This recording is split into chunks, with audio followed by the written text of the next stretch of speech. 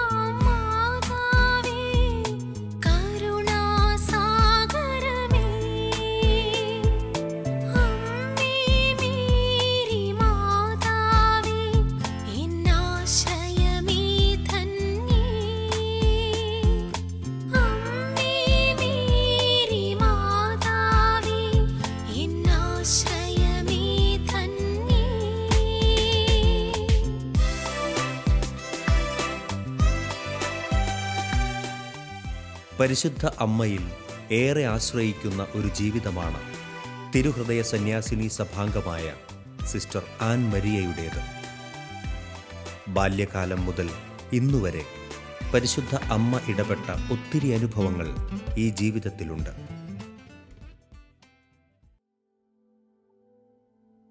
തൻ്റെ സന്യാസ ജീവിത കാലഘട്ടങ്ങളിൽ രോഗപീഠകളിലൂടെ കടന്നുപോയപ്പോൾ പരിശുദ്ധ അമ്മ മാത്രമായിരുന്നു സിസ്റ്ററിൻ്റെ സങ്കേതം. എത്രയും ദയയുള്ള മാതാവിൽ ആശ്രയിച്ചപ്പോൾ തൻ്റെ പഠന കാലഘട്ടത്തിൽ നിരവധി അത്ഭുതകരമായ അനുഭവങ്ങൾ ദർശിക്കുവാൻ സിസ്റ്ററിന് സാധിച്ചു. സന്യാസ വസ്ത്രമൊക്കെ സ്വീകരിച്ചതിന് ശേഷം 2 മാസങ്ങൾക്ക് ശേഷം ഞാൻ പഠിക്കാനായിട്ട് പോയി BSc കെമിസ്ട്രി അൽഫോൺസ കോളേജിൽ.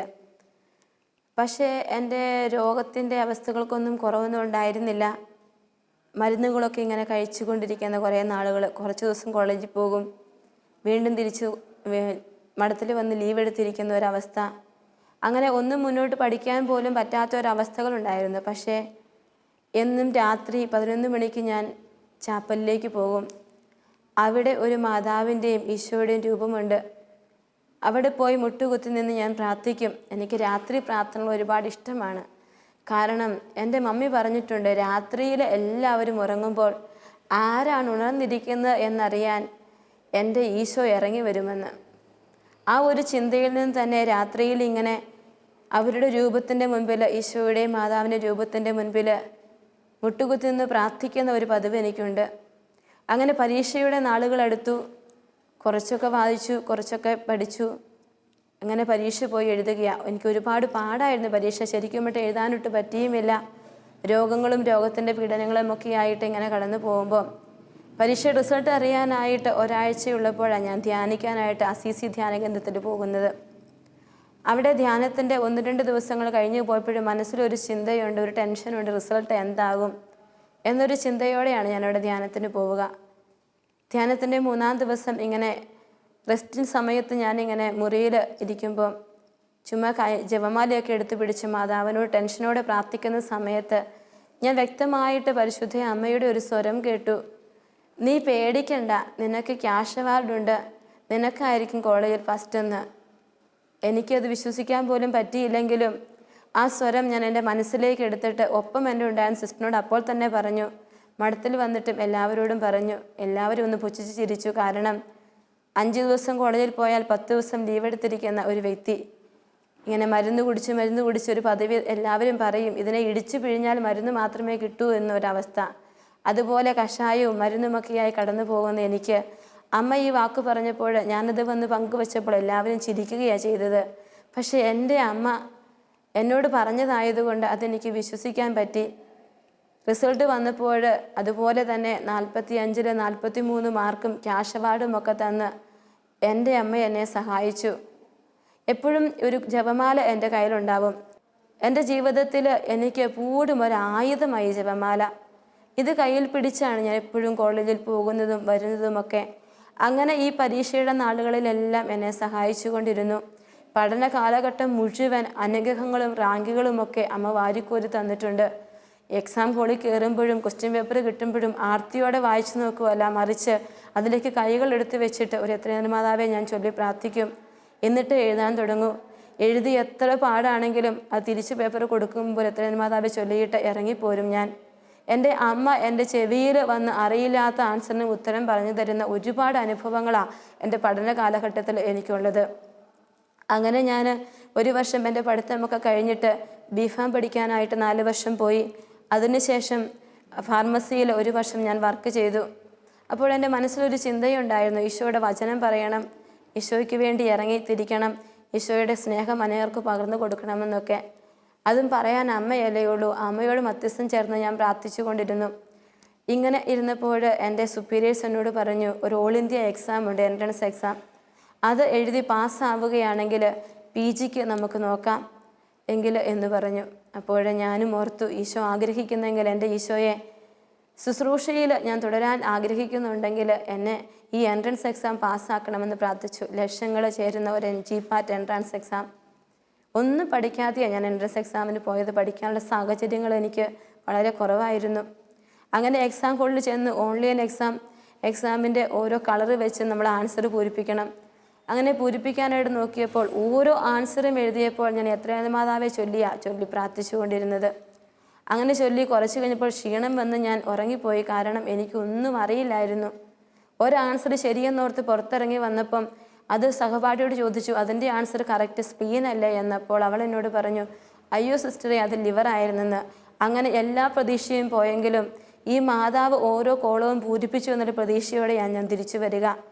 മാർച്ച് 26-ാം തീയതി റിസൾട്ട് വന്നപ്പോൾ എൻ്റെ ഒപ്പം എഴുതിയവരും ഉത്തരം ശരിയെന്ന് പറഞ്ഞവരെയും ഒക്കെ പിന്തള്ളിക്കൊണ്ട് ഒരു ഓൾ ഇന്ത്യയുടെ ഒരു മെയിൻ റാങ്കിലേക്ക് എൻ്റെ തമ്പുരാന് എൻ്റെ അമ്മയുടെ മധ്യസ്ഥം വഴി എന്നെ കൊണ്ടുവന്ന് നിർത്തി. അങ്ങനെ ഞാൻ എൻട്രൻസ് എക്സാം പാസ്സായി.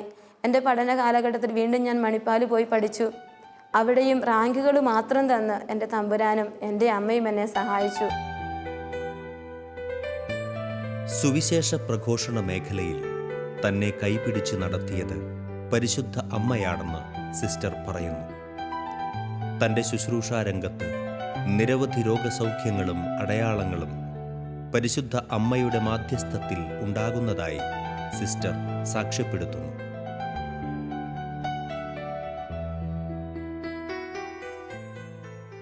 ശുശ്രൂഷാ ജീവിതത്തിലേക്ക് എന്നെ കൈപിടിച്ച് നടത്തിയത് പരിശുദ്ധ അമ്മയാണ്. ഈശോയുടെ വചനം പറയാനുള്ള വലിയ ദാഹം എനിക്കുണ്ടായിരുന്നു സന്യാസ ജീവിതത്തിൻ്റെ ആരംഭം മുതൽ തന്നെ. ഈ നാളിൽ ഞാനൊരു ധ്യാനം കൂടാനായിട്ട് 2007 സമർപ്പ ജീവിതത്തിൻ്റെ 5 വർഷങ്ങൾക്ക് ശേഷം ഞാൻ കടന്നു ചെന്നു. ആ ധ്യാനത്തിൻ്റെ അവസാന ദിവസം ധ്യാനം നയിച്ചിരുന്ന വ്യക്തി ഒരു ഭൂപടം എടുത്തിട്ട് കയ്യിൽ തന്നു. ഈശോയുടെ സാക്ഷ്യം വഹിക്കാൻ നിങ്ങൾ എവിടെയെങ്കിലും പോകാൻ ആഗ്രഹിക്കുന്നെങ്കിൽ ഇപ്പോൾ ആ ഭൂപടത്തിൽ കൈ ചേർത്ത് വെച്ച് പ്രാർത്ഥിച്ചു കൊള്ളുക, ആ ദർശനം ഇപ്പോൾ നിങ്ങൾക്ക് ലഭിക്കുമെന്ന്. അങ്ങനെ ഞാൻ പ്രാർത്ഥിച്ചു കൊണ്ടിരിക്കുമ്പോൾ ഞാൻ കാണുകയാണ് ഫ്രാൻസിസ് സേവിയർ അനേകർക്ക് വേണ്ടി തമ്പുരാൻ്റെ വചനം പറയുന്നതും. അതിനുശേഷം ആ സ്ഥാനത്ത് എന്നെ അവിടുന്ന് കയറ്റി നിർത്തുന്നതുമായിട്ട് ഞാൻ കണ്ടു. ഈ ദർശനം എൻ്റെ മനസ്സിൽ സൂക്ഷിച്ചുകൊണ്ട് ഞാൻ പ്രാർത്ഥനയിൽ ചെലവഴിച്ചു കൊണ്ടിരിക്കുന്ന കുറച്ച് നാളുകൾ, എൻ്റെ പഠനത്തിൻ്റെ 4-ാം വർഷം ഞാൻ പ്രാർത്ഥിക്കുന്ന സമയങ്ങളിലൊക്കെ ഒരു ദർശനം എനിക്ക് ലഭിക്കുകയാണ്. ഒരു സ്വരം ഞാൻ കേൾക്കാനിടയാകുകയാണ്. ഞാൻ പഠിക്കുന്ന ഹോസ്റ്റലിൽ വൈകുന്നേരങ്ങളിൽ കുട്ടികൾ ഒരിക്കലും കൊന്തയ്ക്കും പ്രാർത്ഥനയ്ക്കും ഒന്നും വരുന്നില്ല. അതുകൊണ്ട് അവരെ ഒന്ന് ഒന്നിച്ചു കൂട്ടണം, പ്രാർത്ഥിക്കാനായിട്ടൊരു പ്രചോദനം അവർക്ക് കൊടുക്കണമെന്നൊരു ചിന്ത ഉള്ളിൽ നിന്നിങ്ങനെ വരാൻ തുടങ്ങി. ഈ ഒരു കാര്യം സമർപ്പിച്ച് ഞാൻ ജപമാല ചൊല്ലി പ്രാർത്ഥിച്ചു കൊണ്ടിരുന്നു. ഈ പ്രാർത്ഥനയുടെ അന്ത്യഘട്ടം എന്ന മോണം ഞാൻ അട്ടപ്പാടിയിൽ ഒരു ധ്യാനം കൂടാനായിട്ട് പോയി. ആ ധ്യാനം എൻ്റെ ജീവിതത്തിൽ അഭിഷേകവും കൃപയും ഒക്കെ വാരിക്കോരിച്ചെന്ന പരിശുദ്ധ അമ്മയുടെ ജപമാലയിലെ ദുഃഖകരമായ രഹസ്യങ്ങൾ എത്ര അർത്ഥപൂർണമാണെന്ന് എന്നെ പഠിപ്പിച്ച ഒരു ധ്യാനമായിരുന്നു അത്. ആ ധ്യാനത്തിന് ഞാൻ ചെന്നു. ധ്യാനം കൂടി കുറച്ച് ദിവസങ്ങൾക്ക് ശേഷം ധ്യാനത്തിൻ്റെ അവസാന ദിവസം എനിക്ക് കൗൺസിലിങ്ങിന് കിട്ടിയ ഒരു സിസ്റ്റർ എന്നോട് സംസാരിച്ചിട്ട് ഇങ്ങനെ പറഞ്ഞു, ഈശോയുടെ വചനം പറയാനായിട്ട് ഈശോ മാറ്റി നിർത്തിയിട്ടുണ്ട്. ഒരു കാര്യം ചെയ്യണം, ജപമാല ദുഃഖകരമായ ദിവ്യരഹസ്യങ്ങൾ ചൊല്ലി പ്രാർത്ഥിക്കണമെന്ന്. അന്നു തൊട്ട് ദുഃഖകരമായ ദിവ്യരഹസ്യങ്ങൾ ചൊല്ലി ഞാൻ പ്രാർത്ഥിക്കാൻ തുടങ്ങി. അങ്ങനെ ദുഃഖകരമായ ദിവസങ്ങൾ ചൊല്ലി പ്രാർത്ഥിച്ചുകൊണ്ടിരുന്ന ധ്യാനം അവസാന ദിവസം ഞാൻ എൻ്റെ ഹോസ്റ്റലിൽ തിരിച്ചെത്തിയപ്പോൾ കുട്ടികളെ എല്ലാവരെയും ഒന്നിച്ചു കൂട്ടി. അവരോട് പറഞ്ഞു, നമ്മളൊരു പ്രെയർ തുടങ്ങാൻ പോവുകയാണ്. വൈകുന്നേരങ്ങളിൽ ജപമാല അർപ്പിച്ച് പ്രാർത്ഥിക്കാൻ തുടങ്ങുകയാണ്. ആർക്കെങ്കിലും ഇഷ്ടമുണ്ടെങ്കിൽ ഒരു 5 പേര് റൂമിൽ വരിക, നമുക്ക് ഒന്നിച്ച് പ്രാർത്ഥിക്കാമെന്ന്. ഞാനിത് പറഞ്ഞിട്ട് എൻ്റെ മുറിയിൽ ചെന്നപ്പോൾ തന്നെ 5 മിനിറ്റിന് ശേഷം മുറിയിൽ കൊട്ടുവാൻ തുടങ്ങി. 5 പേരെന്ന് ഞാൻ ആഗ്രഹിച്ചെങ്കിൽ 19 പേര് എൻ്റെ മുറിയിലേക്ക് കടന്നു വന്നു. ഒന്നിച്ച് ജപമാല ചൊല്ലി ദൈവത്തെ സ്തുതിച്ച് പ്രാർത്ഥിക്കാൻ തുടങ്ങിയപ്പോൾ ആ സമയം തന്നെ തമ്പുരാൻ ഇടപെട്ടിട്ട് അത്ഭുതകരമായ രോഗസൗഖ്യങ്ങൾ ഈശോ നൽകി. രോഗസൗഖ്യങ്ങൾ ആ സമയം തന്നെ തമ്പുരാൻ കൊടുത്തു. ചെവി കേൾക്കാൻ പറ്റാത്ത ഒരു കൊച്ചിന് ചെവിയുടെ കേൾവിശക്തി തമ്പുരാൻ കൊടുത്തു. യൂട്രസ് സംബന്ധമായ അസുഖമുള്ള ഒരു കുഞ്ഞിനെ തമ്പുരാൻ ആ സമയത്ത് സൗഖ്യപ്പെടുത്തുന്നത് ഞാൻ കണ്ടു. അങ്ങനെ ഞങ്ങൾ മാറി മാറി ജപമാല ചൊല്ലി ഇങ്ങനെ പ്രാർത്ഥിച്ചുകൊണ്ടിരിക്കുന്ന ഈ സമയം അരമണിക്കൂറിന് വേണ്ടി തുടങ്ങിയ പ്രാർത്ഥന 1.5 മണിക്കൂറിന് ശേഷമാണ് അവസാനിപ്പിക്കാൻ പറ്റിയത്. പിറ്റേന്ന് ഈ പതിവ് പോലെ കുഞ്ഞുങ്ങൾ 19 എന്നുള്ളത് അത് 10 ഇരട്ടിയായെന്നപ്പോഴും ഹോസ്റ്റലിലെ എല്ലാ കുട്ടികളും 100, 150 കുട്ടികൾ ഒന്നു ചേർന്ന് പ്രാർത്ഥിക്കുന്നൊരു പ്രാർത്ഥനാ ഗ്രൂപ്പിലേക്കാക്കി ഈശോ അതിനെ വളർത്തി. എല്ലാത്തിനും ആരംഭത്തിൽ ജപമാല ചൊല്ലി പ്രാർത്ഥിക്കാൻ തുടങ്ങി. കുഞ്ഞുങ്ങളോട് ആരും പറയേണ്ടിയിരുന്നില്ല ജപമാല ചൊല്ലുക, ഇനി നിങ്ങൾ പ്രാർത്ഥിക്കുക, വിശുദ്ധ കുർബാനയിൽ പങ്കെടുക്കുക എന്ന് പറയേണ്ട കാര്യമില്ല. അവർ തന്നെ ഒന്നിച്ചിരുന്ന് പ്രാർത്ഥിക്കുന്ന ഒരവസ്ഥയിലേക്ക്, എല്ലാവരുടെയും കൈകളിൽ ജപമാല എന്തുന്നൊരു അനുഭവത്തിലേക്ക് തമ്പുരാൻ നയിച്ചു. അങ്ങനെ ശുശ്രൂഷയുടെ കാലഘട്ടങ്ങളിൽ തമ്പുരാൻ ഉപയോഗിച്ച് തുടങ്ങിയപ്പോൾ പല പല സ്ഥലങ്ങളിൽ കേരളത്തിന് വെളിയിലും കേരളത്തിന് ഉള്ളിലുമായി പല സ്ഥലങ്ങളിൽ ഈശോയുടെ വചനം പറയാനായിട്ട് ഈശോ എന്നെ അനുവദിച്ചു. എൻ്റെ ഒപ്പം പരിശുദ്ധ അമ്മ നടക്കും.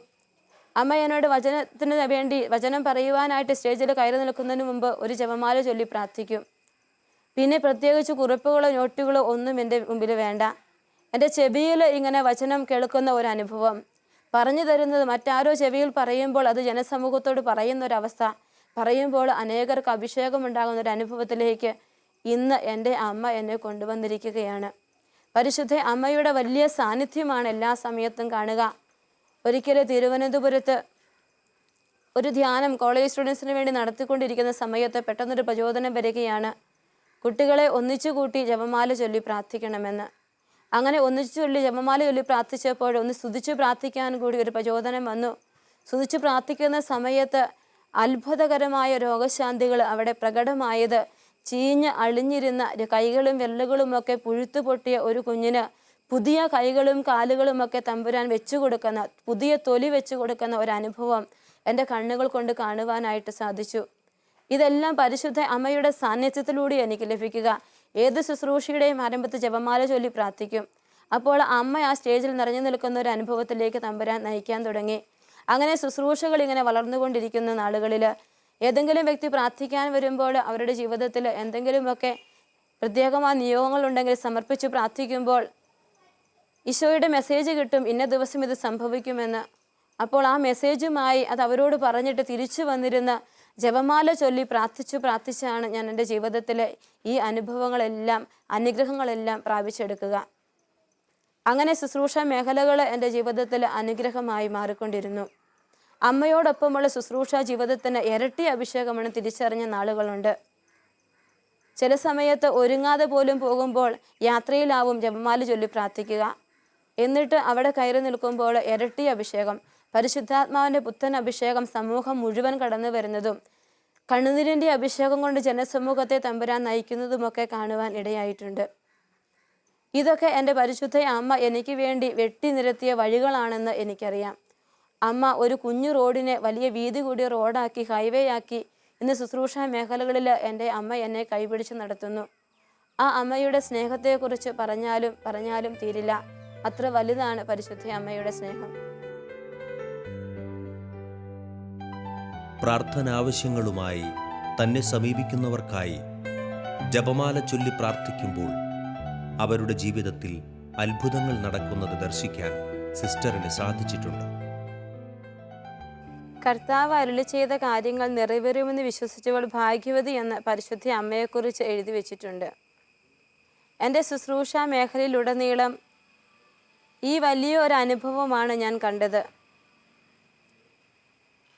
പരിശുദ്ധ അമ്മ ഈശോ പറയുന്ന കാര്യങ്ങളൊക്കെ നടക്കുമെന്ന് വിശ്വസിച്ചവളാണ്. ശരിക്കും ജീവിതത്തിൻ്റെ ഓരോ അനുഭവങ്ങളിലും ഈ അമ്മയുടെ വലിയ വിശ്വാസത്തിൻ്റെ ആ ഒരു അനുഭവം എനിക്കും അമ്മ പകർന്നു തന്നിട്ടുണ്ട്. അമ്മയോട് ഒന്നേ ഞാൻ പ്രാർത്ഥിച്ചിട്ടുള്ള, അമ്മേ, എത്ര ശുശ്രൂഷകളിൽ കടന്നു പോകുമ്പോഴും പൂർണ്ണ ഹൃദയത്തോടെ ഈശോയെ സ്നേഹിക്കാനുള്ള ഒരു കൃപ എനിക്ക് മേടിച്ചു തരണേ എന്ന്. ലോകത്തിൻ്റെ സ്ഥാനങ്ങളോ ബഹുമതികളോ ഒന്നുമല്ല ഞാൻ ആഗ്രഹിച്ചത്. എൻ്റെ ഈശോയെ പൂർണ്ണമായിട്ട് സ്നേഹിക്കണം, അമ്മ സ്നേഹിച്ചതുപോലെ സ്നേഹിക്കണം. ഒരിക്കൽ ധ്യാനത്തിൻ്റെ സമയത്ത് എനിക്ക് ഈശോയെ സ്നേഹിക്കാനായിട്ട് പറ്റുന്നില്ലാത്തൊരവസ്ഥ, മനസ്സിൽ വല്ലാത്തൊരു ബുദ്ധിമുട്ട്, വേദനയെല്ലാം കടന്നു വന്നപ്പോൾ മനസ്സിൽ ഇങ്ങനെ ഒരു ചിന്ത കടന്നു വരികയാണ്, ഇങ്ങനെ പ്രാർത്ഥിക്കണം, ഈശോയെ പരിശുദ്ധി അമ്മ സ്നേഹിച്ചതുപോലെ ഒന്ന് സ്നേഹിക്കാനുള്ള കൃപ തരണമേ എന്ന് അമ്മയോട് ചോദിച്ചു മേടിക്കാൻ. അങ്ങനെ ഈശോയെ പരിശുദ്ധി അമ്മ സ്നേഹിച്ചതുപോലെ സ്നേഹിക്കാനുള്ള കൃപ ചോദിച്ചു മേടിച്ച ഒരു ദിവസത്തെ രാത്രി, പിറ്റേന്ന് മുതൽ ഈശോയുടെ സ്നേഹത്തിൽ എൻ്റെ അമ്മ എന്നെ വളർത്തുകയായിരുന്നു. ഞാൻ ഓർക്കുന്നു, വല്ലാറുപാടം പള്ളിയിൽ ഒരു ദിവസം രാത്രി 10:30 ആയപ്പോൾ പോകാനായിട്ട് വിട വന്നു. ഒരു യാത്രയിലാണ് അവിടെ കയറി പ്രാർത്ഥിക്കുക. അവിടെ കയറിയപ്പോൾ പരിശുദ്ധ അമ്മയോട് ഇങ്ങനെ ഞാൻ പ്രാർത്ഥിച്ചു, എൻ്റെ അമ്മേ, ഈ വല്ലാറുപാടം പള്ളിയിൽ ഒരു ശുശ്രൂഷ ചെയ്യാനായിട്ട്, ഒരു ധ്യാനം നടത്താനായിട്ടുള്ള കൃപ നീ എനിക്ക് തരണേ എന്ന് അമ്മയോട് പ്രാർത്ഥിച്ചു. ആ സമയം അമ്മ അത് കേട്ടു എന്നുള്ളത് എനിക്ക് ഉറപ്പായിരുന്നു. പിറ്റേന്ന് 2 ആഴ്ചകൾക്ക് ശേഷം എന്നെ അവിടെ നിന്ന് വിളിക്കുകയാണ്, ഈ പള്ളിയിൽ വന്ന് മാതാപിതാക്കൾക്കൊരു ക്ലാസ് എടുത്തു കൊടുക്കണമെന്ന്. ഞാൻ അവിടെ ചെന്ന് നിന്നത് അമ്മയുടെ ആ രൂപത്തിൻ്റെ മുമ്പിൽ അൾത്താരയുടെ തൊട്ടു പുറകിൽ നിന്ന് മാതാപിതാക്കൾക്ക് വേണ്ടി 300ഓളം വരുന്ന മാതാപിതാക്കൾക്ക് വേണ്ടി ഒരു ക്ലാസ് എടുത്തപ്പോൾ എന്നെ പരിശുദ്ധ അമ്മ പൊതിഞ്ഞുപെടുത്തിയ ഒരു അനുഭവം എനിക്കുണ്ടായി. വീണ്ടും എന്നെ അമ്മ ഇപ്പോഴോട് ഞാൻ 4 തവണയാണ് വല്ലാറുപാടം പള്ളിയിൽ അവിടെ ചെല്ലുക. എനിക്ക് ചെല്ലുമ്പോൾ എൻ്റെ അമ്മയുടെ മടിയിൽ കയറിയിരിക്കുന്ന ഒരു അനുഭവമുണ്ട്. ചെന്ന് ഓരോ ദിവസവും ഓരോ വ്യക്തിക്ക് വേണ്ടിയൊക്കെ പ്രാർത്ഥിക്കുമ്പോൾ അവരുടെ ജീവിതത്തിലൂടെ ഇങ്ങനെയൊക്കെ ഈശോ ഇടപെടുന്നു, ഇതൊക്കെ ഈശോ തരാൻ പോകുന്ന സമ്മാനങ്ങളാണ് എന്ന് പറയുമ്പോൾ അതൊക്കെ ആവോളം സ്വീകരിച്ചിട്ട് അവർ തിരിച്ചു പോയാൽ എൻ്റെ അമ്മയുടെ അടുത്ത് വന്നിരുന്നിട്ട് ഞാൻ പറയും, അമ്മേ, ഇന്ന് മോന് വിവാഹ തടസ്സമുണ്ട് കേട്ടോ, അമ്മയൊന്ന് പറഞ്ഞു കൊടുക്കണം, ഒന്ന് ഈശോയോട് ഏൽപ്പിക്കണം എന്ന് പറയുമ്പോൾ എന്നിട്ടൊരു ജപമാല ചൊല്ലി കാഴ്ചവെച്ചാൽ പിറ്റേന്ന് എനിക്ക് അവരുടെ ഫോൺ കോൾ വരും, ഇന്ന പോലെ കാര്യങ്ങളൊക്കെ നടക്കുന്നു സിസ്റ്ററെ എന്ന് പറഞ്ഞ്. അത്രമാത്രം എൻ്റെ പരിശുദ്ധ അമ്മ എൻ്റെ കൂടെ നിൽക്കുകയാണ്. ഞാൻ ഓർക്കുന്നുണ്ട്, ഞാൻ കോതമംഗലത്ത് നെസ്റ്റ് എന്ന് പറയുന്ന പാസ്റ്റർ സെൻറ്ററിൽ ഒരു കൗൺസിലിങ്ങിന് പോയി. അവിടെ എൻ്റെ അടുത്ത് വന്നത് പ്രീ മാരേജ് കോഴ്സിന് പങ്കെടുക്കാൻ വന്ന ലിജോ എന്ന് പറയുന്ന ഒരു കുട്ടിയാണ്. ആ കുഞ്ഞ് എൻ്റെ അടുത്ത് വന്നിരുന്നപ്പോൾ ഞങ്ങളിങ്ങനെ പ്രാർത്ഥിച്ചു തുടങ്ങി. അവൻ്റെ ജീവിതത്തെക്കുറിച്ചും ജീവിതത്തിൽ എന്തൊക്കെ സംഭവിക്കുന്നതിനെക്കുറിച്ചൊക്കെ ഈശോ വെളിപ്പെടുത്തി തന്നു. പക്ഷേ അതൊന്നും ഇന്നത്തെ യുവതലമുറയ്ക്ക് വിശ്വസിക്കാൻ പറ്റാത്തത് കൊണ്ട് അവനെന്നെ അല്പം പുച്ഛഭാവത്തോടെ നോക്കിയിരിക്കുമ്പോൾ വീണ്ടും ആ കുഞ്ഞിന് വേണ്ടി ഞാൻ പ്രാർത്ഥിച്ചു. അപ്പോൾ എൻ്റെ തമ്പുരാൻ എന്നെ ഒരു ദർശനം കാണിക്കുകയോ, ഒരു കിണറും ഒരു വെള്ളവും, കുറച്ച് വെള്ളം കിണറ്റിൽ തങ്ങി നിൽക്കുന്നതായിട്ട്. അപ്പോൾ ഞാൻ അവനോട് ചോദിച്ചു, നിങ്ങൾക്ക് കിണറ്റിൽ വെള്ളമില്ലാത്ത അവസ്ഥ എന്തെങ്കിലും ഉണ്ടോ എന്ന്. അപ്പോൾ അവൻ പെട്ടെന്ന് വാചാലനായി ഒന്ന് ഉണർന്നിട്ട് പറഞ്ഞു, സിസ്റ്ററെ, 3 വർഷമായി ഞങ്ങളൊരു കിണർ കുത്തിയിട്ട് 150 അടി താത്തുമ്പോൾ വെള്ളം കിട്ടുമെന്ന് പറഞ്ഞു. പക്ഷേ 300 അടി താത്തിയപ്പോൾ അത് പാറയായിപ്പോയി, അതുകൊണ്ട് ഒരു തുള്ളി ജലം പോലുമില്ല, ഞങ്ങളിപ്പോൾ വളരെ ബുദ്ധിമുട്ടിലാണ് എന്ന് ആ കുഞ്ഞ് പറഞ്ഞു. ഇങ്ങനെ പ്രാർത്ഥിക്കുമ്പോൾ ഈ പരിശുദ്ധ അമ്മയോട് ചേർന്ന് ഈശോയെ സ്തുതിച്ചുകൊണ്ടിരിക്കുമ്പോൾ ഞാനൊരു സ്വരം കേട്ടു, ഇന്നേക്ക് 18-ാം ദിവസം നിൻ്റെ കിണറ്റിൽ വെള്ളമുണ്ടാകുമെന്ന് ആ കുഞ്ഞിനോട് പറഞ്ഞേക്കാൻ. ഞാൻ പറഞ്ഞു, കുഞ്ഞെ, ഇങ്ങനെ ഒരു സ്വരമാണ് ഞാൻ കേൾക്കുക, ഇന്നേക്ക് 18-ാം ദിവസം നിൻ്റെ കിണറ്റിൽ വെള്ളമുണ്ടാകുമെന്ന്. നീ ഇത് വിശ്വസിച്ചാൽ സംഭവിക്കുമെന്ന് പറഞ്ഞു. എല്ലാ ദിവസവും ജപമാല അർപ്പിച്ച് 18 ദിവസത്തേക്ക് പ്രാർത്ഥിക്കണമെന്ന് ഞാൻ പറഞ്ഞു വിട്ടു. ഇറങ്ങിയ അവൻ ചാടി എഴുന്നേറ്റ് പറഞ്ഞു, സിസ്റ്ററെ, ഇത് വേറെ വല്ലവരോടും പറയണം, എന്നോട് പറയരുത്, ഞാനൊരു ബാങ്ക് മാനേജറാണ്, അത്രയും ബുദ്ധിക്ക് എനിക്ക് കുറവൊന്നുമില്ല എന്ന് പറഞ്ഞു. പക്ഷേ അന്ന് വൈകുന്നേരം തിരിച്ചെന്നെ മടത്തി വന്നിട്ട് ഈ കുഞ്ഞിൻ്റെ ഈ കാര്യത്തിന് വേണ്ടി ഞാൻ ഒരു ജപമാല ചൊല്ലി പ്രാർത്ഥിക്കാനായിട്ട് തുടങ്ങി. പ്രാർത്ഥിച്ചു. പിന്നെ എൻ്റെ ജോലികളൊക്കെ ആയിട്ട് കടന്നുപോയി. 18 ദിവസം പൂർത്തിയാകുന്ന ഒരു ഞായറാഴ്ച രാവിലെ എൻ്റെ ഫോണിലേക്ക് ഒരു അൺനോൺ നമ്പറിൽ നിന്ന് ഫോൺ കോൾ വരികയാണ്. സിസ്റ്റർ, ഞാൻ ലിജോയാണ്, സിസ്റ്റർ എവിടെയാണ് താമസിക്കുന്നത്, എനിക്കൊന്ന് വന്ന് കാണണമെന്ന്. ഞാൻ ചോദിച്ചു, എന്താ കാര്യം? സിസ്റ്ററെ, ഇന്ന് രാവിലെ ഞങ്ങളുടെ കിണറ്റിൽ 150 അടിയോളം വെള്ളം നിറഞ്ഞു നിന്നിട്ട് മോട്ടർ അടിച്ച് വെള്ളം എടുത്തിട്ടാണ് സിസ്റ്ററിനെ വിളിക്കുക എന്ന്. അപ്പോൾ എനിക്കൊരു കാര്യം ഉറപ്പാണ്, ഞാൻ കണ്ടുമുട്ടുന്ന വ്യക്തികളിൽ, അല്ലെങ്കിൽ തമ്പുരാൻ എൻ്റെ മുമ്പിലേക്ക് കൊണ്ടുവന്ന് വയ്ക്കുന്ന വ്യക്തികളിലൊക്കെ ഈശോ ഇടപെടാൻ ആഗ്രഹിക്കുമ്പോൾ, അല്ലെങ്കിൽ എന്തെങ്കിലും ഒരു മെസ്സേജ് ആ ജനത്തിന് തമ്പുരാൻ കൊടുക്കുമ്പോൾ അത് സംഭവിക്കാൻ വേണ്ടി ഞാൻ എൻ്റെ അമ്മയെ ചേർത്ത് പിടിക്കും. ഈശോ തരുന്ന അനുഗ്രഹങ്ങളെല്ലാം അമ്മയിൽ നിന്നാണ് ഞാൻ മേടിച്ച് കൊടുക്കുക. കാരണം അമ്മ ഈശോയോട് പറയുമ്പോൾ അതൊക്കെ കേൾക്കും. ഈ ഭൂമിയിൽ ഏറ്റവും അധികം ഈശോയെ സ്നേഹിച്ചത് പരിശുദ്ധ അമ്മയാണെന്ന് എന്നോട് ഈശോ പറഞ്ഞിട്ടുണ്ട്. അതുകൊണ്ട് ആ അമ്മയെ സ്നേഹിച്ചതുപോലെ ആ അമ്മയോട് ചേർന്നിരുന്ന് ഞാൻ പറയും, അമ്മേ ഇന്ന കാര്യം ഒന്ന് ചെയ്തു കൊടുക്കണം എന്ന് പറഞ്ഞ് ദുഃഖകരമായ ദിവ്യരഹസ്യങ്ങൾ ചൊല്ലി പ്രാർത്ഥിക്കുമ്പോൾ അത്ഭുതങ്ങളാണ് ഞാൻ എൻ്റെ ശുശ്രൂഷ മേഖലകളിൽ കാണുന്നത്. പറഞ്ഞാലും തീരാത്ത അത്ഭുതങ്ങൾ. ഞാൻ ഓർക്കുന്നു, ഇന്നലെ വൈകുന്നേരം എനിക്കൊരു ഫോൺ കോൾ വന്നു. ഫോൺ കോൾ വന്നത് ഇതാണ്: മറയൂരിൽ നിന്ന് ഒരു വ്യക്തിയാണ്. വലിയ സന്തോഷം അറിയിക്കാനാണ് സിസ്റ്ററെ എന്ന് പറഞ്ഞാണ് വിളിച്ചത്. ഈ വ്യക്തി ഒരാഴ്ച മുമ്പ് എന്നെ പത്തനംതിട്ടയിൽ ഞാൻ ശുശ്രൂഷയ്ക്ക് പോകുന്ന വഴിക്ക് എന്നെ വിളിച്ചു. സിസ്റ്ററെ, വലിയ ഹാർട്ട് പെയിനാണ്, ചെസ്റ്റ് പെയിനാണ്, ഒന്ന് ശക്തമായിട്ട് പ്രാർത്ഥിക്കണം, മരുന്ന് കഴിച്ചിട്ട് കുറയുന്നില്ല എന്ന് പറഞ്ഞാണ് ആ വ്യക്തി വിളിക്കുക. അപ്പോൾ ഞാൻ പറഞ്ഞു, ഞാൻ ബസ്സിലാണ് കുഞ്ഞെ, എങ്ങനെയാണ് പ്രാർത്ഥിച്ചു തരിക എന്ന് പറഞ്ഞപ്പോൾ അദ്ദേഹം പറഞ്ഞു, സിസ്റ്ററെ ഒന്ന് പ്രാർത്ഥിക്കുക, എനിക്ക് ഒട്ടും വയ്യ എന്ന്. പെട്ടെന്ന് മനസ്സിൽ തോന്നില്ല. ഞാൻ പറഞ്ഞു, പോയി ഒരു ഗ്ലാസ് കട്ടൻ ചായ ഉണ്ടാക്കിയിട്ട് ആ കട്ടൻ ചായയുടെ നടുവിൽ ഒരു കുരിശ് വരച്ചിട്ട് വിശ്വാസത്തോടെ അത് കുടിച്ചു, എന്നിട്ട് ജപമാല ചൊല്ലി പ്രാർത്ഥിച്ചോളാൻ പറഞ്ഞു.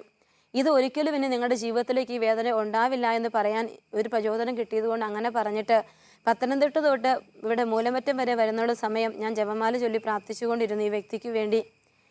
ഇന്നലെ വൈകുന്നേരമാണ് പിന്നീട് ആ ഫോൺ കോൾ എനിക്ക് വരിക. ഞാൻ പ്രയർ കഴിഞ്ഞ് വരുമ്പോൾ 15 മിസ്ഡ് കോൾ ഉണ്ട് എൻ്റെ ഫോണിൽ.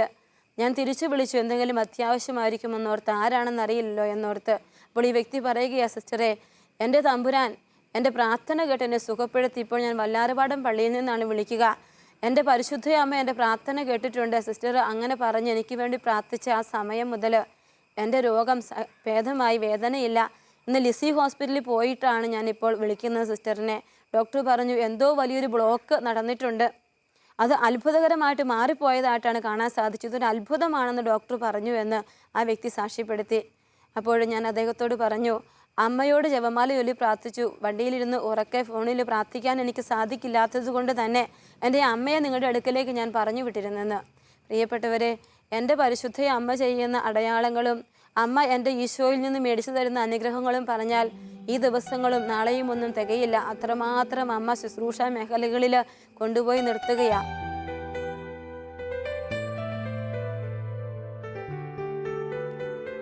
തൻ്റെ ശുശ്രൂഷ സംബന്ധമായ ഓരോ യാത്രകളിലും പരിശുദ്ധ അമ്മ കൈപിടിച്ച് നയിക്കുന്ന അനുഭവങ്ങൾ സിസ്റ്ററിൻ്റെ ജീവിതത്തിൽ നിരവധിയാണ്. അമ്മയിൽ ആശ്രയിച്ച് യാത്ര ചെയ്യുമ്പോൾ അമ്മ സംരക്ഷകയായി കടന്നുവന്ന അനുഭവങ്ങൾ സിസ്റ്റർ പങ്കുവയ്ക്കുന്നു. പ്രകാശത്തിൽ നടന്നാൽ നാം ഒരിക്കലും തട്ടി വീഴുകയില്ല. എൻ്റെ ജീവിതത്തിൻ്റെ എല്ലാ യാത്രകളിലും പരിശുദ്ധ അമ്മ ഒരു തിരി പിടിച്ച് മുന്നോട്ട് പോകുന്നതും അമ്മയുടെ തിരിയുടെ പ്രകാശത്തിൽ അമ്മയെ പിന്തുടർന്ന് ജീവിതത്തിൻ്റെ യാത്രകളിൽ നടക്കുവാനുമുള്ള ഒരു വലിയ ഭാഗ്യം എനിക്ക് ലഭിച്ചിട്ടുണ്ട്. ശുശ്രൂഷയ്ക്ക് വേണ്ടിയും പഠനകാര്യത്തിനൊക്കെ വേണ്ടി ഒരുപാട് ദൂരയാത്രകൾ ചെയ്യാനായിട്ട് എനിക്കിട വന്നിട്ടുണ്ട്. പലപ്പോഴും ഞാൻ തനിച്ചായിരിക്കും യാത്ര ചെയ്യുകയെങ്കിലും എൻ്റെ അമ്മ എപ്പോഴും എൻ്റെ കൂടെയുണ്ട്. പല ട്രെയിൻ യാത്രകളിൽ ഒരിക്കലും ട്രെയിൻ ഇറങ്ങാനായിട്ട് കൊണ്ടുവന്ന് സ്റ്റേഷനിലേക്ക് ട്രെയിൻ നിർത്തിയപ്പോൾ ആദ്യമായിട്ട് ട്രെയിനിൽ കയറുന്നതിൻ്റെ ഭയവുമൊക്കെ മനസ്സിലുണ്ടെങ്കിലും അത് നിർത്തിയിട്ട് ഇറങ്ങണമെന്നൊരു ചിന്ത എൻ്റെ മനസ്സിലില്ലായിരുന്നു. സാധാരണ ബസ് സ്റ്റോപ്പ് ചെയ്യുന്ന പോലെ പെട്ടെന്ന് ചാടി ഇറങ്ങാൻ ശ്രമിച്ചപ്പോൾ എൻ്റെ ഒരു കാല് ആ പാളത്തിൻ്റെ ഇടയിലേക്ക് പോയി. അന്ന് കാല് മുറിഞ്ഞു പോയി എന്ന് ഞാൻ വിചാരിച്ചെങ്കിലും ഒരപകടവുമില്ലാതെ എൻ്റെ പരിശുദ്ധ അമ്മ എന്നെ സഹായിച്ചിട്ടുണ്ട്. ആരോ വലിച്ചു കയറ്റിയൊരു അനുഭവം എനിക്കുണ്ട്. അങ്ങനെ വഴി നീളുന്ന യാത്രകളിലെല്ലാം പരിശുദ്ധ അമ്മ എന്നെ സഹായിച്ചിട്ടുണ്ട്. ഒരിക്കൽ എൻ്റെ കൂടെയുള്ള കുട്ടികളെയുമായി രാത്രി IMSലേക്ക് ഞാൻ യാത്ര ചെയ്യുകയാണ്. ഏകദേശം ഒരു 10:30 ആയിട്ടുണ്ടാകും നൈറ്റ് വിജിലിന് പങ്കെടുക്കുവാനായിട്ട്. കോരിച്ചൊരിയുന്ന മഴയിൽ പെൺകുട്ടികളും ഞാനും മാത്രമായി യാത്ര ചെയ്യുമ്പോൾ ആ സമയം രാത്രിയിലെ ബസ്സിൽ ഒരുപാട് ആണുങ്ങളുണ്ട്. ഭയം ചൊരിയുന്ന വിധത്തിലുള്ള കമൻറ്റുകളുമൊക്കെ അവരിൽ നിന്ന് വരുന്നുണ്ട്. പേടിച്ചു നിൽക്കുന്ന പെൺകുട്ടികൾ പറഞ്ഞു, സിസ്റ്ററെ നമ്മൾ എങ്ങനെ അവിടെ എത്തുമെന്ന്. ഏകദേശം ഒരു 11 മണിയെങ്കിലും ആകുമ്പോഴേക്കും എത്താമെന്നൊരു ചിന്തയോടെയാണ് പോവുക. കോളേജൊക്കെ കഴിഞ്ഞിട്ടാണ് യാത്രയിലായിരിക്കുക. അപ്പോൾ ഞാൻ എൻ്റെ മനസ്സിൽ അമ്മയോട് എത്രയും തേട മാതാവെ ചൊല്ലി പ്രാർത്ഥിക്കുന്ന സമയത്ത് എന്നോട് ഇങ്ങനെ ഒരു ധൈര്യപ്പെടുത്തുന്ന ഒരു അനുഭവം എനിക്കുണ്ടായി. കൃത്യസമയത്ത് പരിശുദ്ധ അമ്മ നിങ്ങൾ അവിടെ എത്തിക്കും, ഒരു കുറവും ഉണ്ടാവില്ല എന്ന്. അവരോട് ഞാൻ പറഞ്ഞു, ജപമാല ചൊല്ലി പ്രാർത്ഥിച്ചുകൊള്ളൂ, അമ്മ നമ്മളെ സമയത്ത് അവിടെ എത്തിച്ചു വരും, അമ്മ നമ്മളെ കാത്തുകൊള്ളും. ബസ് ബ്രേക്ക് ഡൗൺ ആയപ്പോൾ കുറച്ചുകൂടി ഭയം ഉള്ളിലുണ്ടായിരുന്നെങ്കിലും ആ ബസ്സിലിരുന്നു കൊണ്ട് പരിശുദ്ധ അമ്മയെ മുറുകെ പിടിച്ച് ജപമാല അർപ്പിച്ച് പ്രാർത്ഥിച്ചപ്പോൾ ഒരു കുറവും കൂടാതെ ഒരു പ്രശ്നങ്ങളും കൂടാതെ അമ്മ അവിടെ എത്തിച്ച നാളുകളൊക്കെ എൻ്റെ ഓർമ്മയിലുണ്ട്. എത്ര ദൂരയാത്ര പോയാലും ഒരിക്കൽ പോലും മനസ്സിലൊരു ഭയം എനിക്കില്ല. കാരണം അമ്മയാണല്ലോ കൈ പിടിച്ചിരിക്കുന്നത്. ഇരുട്ടിലല്ലല്ലോ ഞാൻ നടക്കുക. എൻ്റെ അമ്മയുടെ സ്നേഹത്തിൻ്റെ പ്രകാശത്തിലല്ലേ ഞാൻ പോവുക.